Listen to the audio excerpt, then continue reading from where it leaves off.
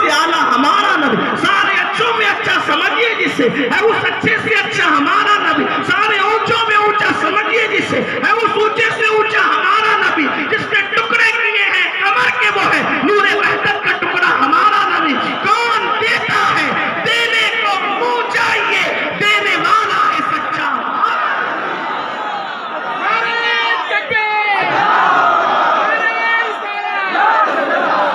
یا رسول اللہ، نعرہ تکبیر، نعرہ رسالت، جشن آمد ہمارے ہے کسی کی ایسی شان۔ سیدہ آمنہ فرماتی ہے کہ 9 مہینے گزر گئے، ماں کے شکم میں حضور ابھی 3 مہینے کے تھے کہ ان کے والد سیدنا عبداللہ کا وصال ہو گئے۔ فرشتوں نے عرض کی مولا تیرا محبوب تو یتیم ہو گیا۔ ارشاد ہوتا ہے میرا محبوب یتیم ہوا لیکن اس کا نگہبان تو میں ہوں، اس کی پرورش کرنے والا تو میں ہوں۔ ایک بات بتاؤں، محبوب کو یتیم کرنے میں حکمت کیا تھی؟ اس لیے کہ جب ابا ہوتے ہیں تو بچہ ابا سے کچھ مانگتا ہے، ابا ہوتے ہیں، آپ نے بھی ابا سے مانگا ہوگا، ہم نے بھی مانگا، ہمارے بچے بھی مانگتے ہیں۔ محبوب والد کا سایہ سر سے اس لیے اٹھائیں گے کہ آپ کو ابا سے مانگنے کی بھی عادت نہ پڑے، جو دینے کے لیے آیا ہے وہ کسی سے مانگے گا۔ ساری کائنات جس کے آگے اپنا دامن پھیلائے گی، وہ اپنا دامن باپ کے آگے بھی نہ پھیلائے۔ اس لیے پہلے ہی ابھی شکم مادر میں 2 یا 3 مہینے کے ہیں، اللہ نے والد کا سایہ سر سے اٹھا لیا۔ 6 سال کے ہیں، امی کا سایہ سر سے اٹھا۔ لیکن آئیے جس کے دل میں جو مراد ہے وہ مراد لے لو۔ آقا کی میلاد پڑھنے لگا ہوں، حضرت شیخ محقق فرماتے ہیں میلاد کے وقت جو دعا کی جائے اللہ اس دعا کو رد نہیں کرتا۔ اور میلاد کیا ہے؟ حضور کی ولادت کا ذکر کرنے کو میلاد کہتے ہیں۔ شاید ہو سکتا ہے جلدی سے یہ موقع نہیں آتا کہ حضور کی میلاد پڑھی جاتی ہو، میں میلاد پڑھنے لگا ہوں۔ سیدہ آمنہ خاتون فرماتی ہے، سیدہ آمنہ بھی بڑی عظیم ہستی ہے۔ ارے نادان سوچ تو صحیح، آمنہ کس ہستی کا نام ہے؟ سیدہ آمنہ کس بزرگ کا نام ہے؟ سیدنا عبداللہ کس بزرگ کا نام ہے؟ اتنا سمجھ لو کہ جب ولیوں کا سردار شیخ عبد القادر جیلانی غوث اعظم جیسی ہستی کو پیدا کرنا ہوتا ہے تو ابو صالح جیسے باپ کا انتخاب کیا جاتا ہے اور ام الخیر جیسی ماں کا انتخاب کیا جاتا ہے۔ ولیوں کا سردار دنیا میں لانا ہو تو صالح نہیں بلکہ ابو صالح جیسا باپ، اور خیر نہیں بلکہ ام الخیر جیسی ماں۔ ولیوں کے سردار کے لیے یوں انتظام ہے تو نبیوں کے سردار کے لیے بابا کیسا ہوگا؟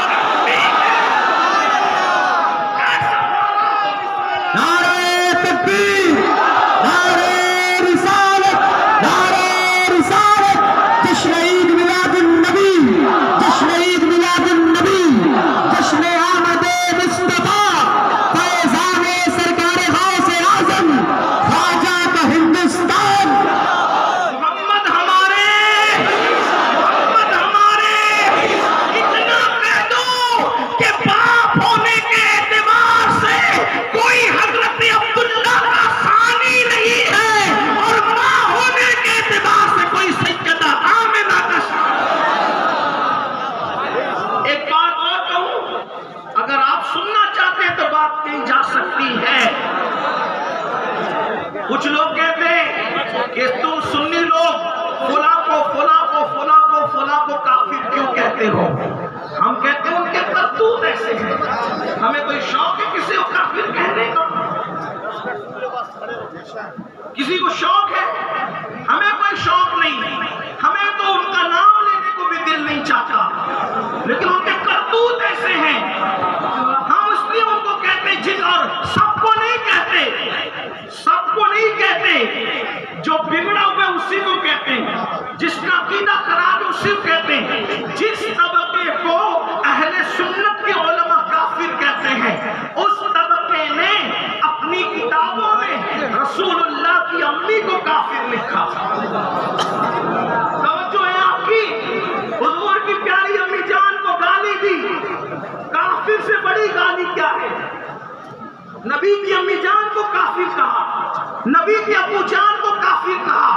الہ آباد والوں، ایک بات کہہ کر کے آگے بڑھنا چاہتا ہوں۔ تم کہتے ہو مولانا کسی کے بھی پیچھے نماز ہوتی اور کسی کے بھی پیچھے تم کھڑے ہو جاتے ہو، کسی سے بھی رشتہ داری کی جا سکتی، کہیں بھی بیٹی دیتے ہو، کہیں سے بھی لے لیتے ہو۔ اتنا ضرور کہوں گا، کل میدان محشر میں حضور کی شفاعت کے بغیر نہ تمہیں جنت ملے گی نہ ہمیں جنت ملے گی۔ حتیٰ کہ حضرت ابراہیم خلیل اللہ کو بھی میرے نبی کی حاجت ہوگی۔ میرے امام کہتے ہیں وہ جہنم میں گیا جو ان سے مستغنی ہوا ہے خلیل اللہ کو حاجت رسول اللہ کی۔ اتنا یاد رکھنا، کہیں بھی پیچھے کھڑے ہونے والوں، کہیں سے بھی رشتہ داریاں کرنے والوں، کسی کے بھی ساتھ اٹھنے بیٹھنے والوں، جب قیامت کے دن شفاعت کی بھیک مانگنے کے لیے رسول اللہ کی بارگاہ میں جاؤ گے اور حضور کہہ دیں جو میری ماں کو کافر کہتا تھا تو اس کو اپنا امام بناتا تھا، جس نے میرے ماں باپ کو کافر ہونے کی گالی دی تھی تو اس کے پیچھے نمازیں پڑھتا تھا، آپ کا کیا ٹھکانہ اور کیا انجام ہوگا یہ آپ جانیں۔ لیکن اتنا ضرور کہتا ہوں، ذرا دل کی آواز سنو، ضمیر کو آواز دو۔ اگر انصاف موجود ہے تو سوچو، کیا نبی کی امی کافر ہو سکتی ہے؟ ارے نادان، اللہ اکبر، ولی کسی شرابی کی گود میں پیدا نہیں ہوتا، ولی کسی بگڑے ہوئے کی گود میں پیدا نہیں ہوتا۔ جب ولی بگڑوں میں پیدا نہیں ہوتا تو نبی بگڑے ہوئے میں کیسے پیدا ہو سکتا ہے؟ ایک بات آپ سے کہوں، اگر پڑھے لکھے لوگ یہاں موجود ہیں ان کو ایک بات میں ٹیکنیکی بات بتاتا ہوں جو لوگ بیان کرتے ہیں۔ دیکھو، آپ نے سنا ہوگا سیپ کہاں ہوتا ہے، تمہیں پتا ہے؟ جس میں سچا موتی ہوتا ہے کہاں ہوتا ہے، تمہیں پتا ہے کہاں ہوتا ہے؟ بتا سکتے ہیں؟ پڑھے لکھے لوگ ہیں یہاں، سائنس کے پڑھے لکھے لوگ ہیں یہاں، کہاں ہوتا ہے سیپ؟ سمندر میں ہوتا ہے، اسی سے موتی نکلتا ہے۔ سمندر میں پانی کون سا ہوتا ہے؟ میٹھا ہوتا ہے کہ کھارا؟ اب آپ ذرا غور کریں، اللہ کی شان دیکھیں۔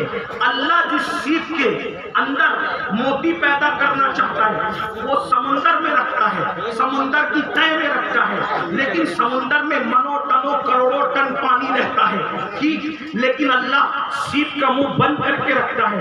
کیوں؟ اس لیے کہ اللہ کا یہ فیصلہ ہے اس میں ہم موتی بنائیں گے۔ توجہ کرنا، بہت قیمتی بات کہہ رہا ہوں، ہم اس کے اندر موتی بنائیں گے۔ موتی بنے گا کیسے؟ پانی سے ہی بنے گا، لیکن کھارے پانی سے نہیں بنے گا۔ تو اس لیے اللہ کیا کرتا ہے، اس کو بند کر کے رکھتا ہے، اور اس کے بعد جب سیپ کے اندر موتی پیدا کرنا ہوتا ہے تو سیپ کو میرا اللہ اوپر لاتا ہے، اور پھر سیپ اپنا منہ کھول کر کے بیٹھتی ہے، اور پھر اللہ آسمان سے پانی برساتا ہے۔ وہ قطرہ جیسی سیپ کے اندر جاتا ہے، پھر سیپ اپنا منہ بند کر لیتی ہے، بند کر کے پھر نیچے چلی جاتی ہے، اور پھر اسی پانی سے، پانی کے قطرے سے اللہ کیا پیدا کرتا ہے؟ موتی پیدا کرتا ہے۔ آپ سے پوچھنا چاہتا ہوں، اتنا کروڑوں ٹن پانی ہے لیکن سیپ کے اندر گیا نہیں، کیوں؟ اس لیے کہ جس کے پیٹ سے قیمتی موتی پیدا کرنا تھا، اللہ نے کروڑوں ٹن پانی سے، کھارے پانی سے اس سیپ کی حفاظت فرمائی۔ ذرا سوچو تو صحیح، اللہ کو جب سچا موتی پیدا کرنا ہو تو سیپ کی اتنی حفاظت کرتا ہے، اور جس کے شکم سے اپنا محبوب پیدا کرنا ہو، اللہ نے ان کی کتنی حفاظت کی ہوگی، ان کی کس شان سے حفاظت کی ہوگی۔ اللہ اکبر، ایسے بزرگوں کو کافر کہا گیا، کافر۔ اور جو لوگ کو کافر کہتے ہیں وہ لوگ کیا کہتے ہیں پتہ ہے؟ کافر کو بھی کافر مت کہو۔ ہم کہتے ہیں کافر کو بھی کافر مت کہو کا مطلب کیا؟ اتنا خوبصورت بظاہر تمہارا نعرہ ہے، کافر کو بھی کافر مت کہو۔ ابو جہل کافر ہے، کافر نہ کہو۔ فرعون کافر ہے، کافر نہ کہو۔ ابو لہب کافر ہے، کافر نہ کہو۔ عتبہ شیبہ کافر ہے، کافر نہ کہو۔ یعنی کافر کو کافر مت کہو۔ کیا مجبوری آ گئی تھی؟ جب تم ابو جہل جیسے کو کافر کہنے کے سزاوار نہیں ہو تو تمہاری مجبوری کیا نہیں تھی کہ تم نبی کے ماں باپ کو کافر کہتے ہو؟ ارے جس کو کافر کہا مطلب کیا؟ کافر کا مطلب جو کافر ہے وہ جہنم میں جائے گا، جنت میں نہیں آئے گا۔ ارے نادان، ذرا سوچ تو صحیح، غور تو کر۔ حضرت یونس کو اللہ